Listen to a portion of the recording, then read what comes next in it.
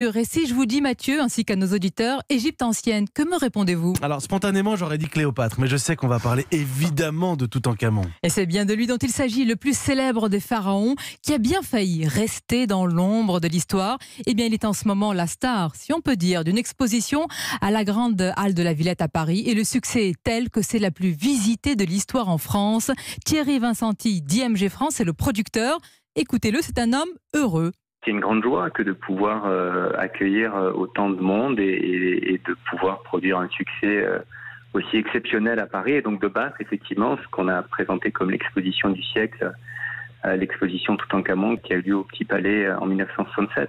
C'est assez incroyable. Je pense qu'il y a une véritable passion française pour l'Égypte antique, pour l'histoire de Toutankhamon.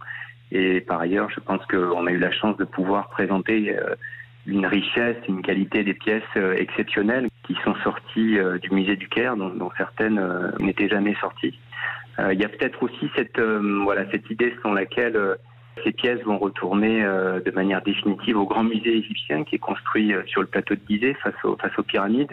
Donc peut-être la dernière opportunité, la dernière occasion de les voir à l'occasion d'une exposition. Peut-être que c'est aussi un facteur important du succès de l'exposition.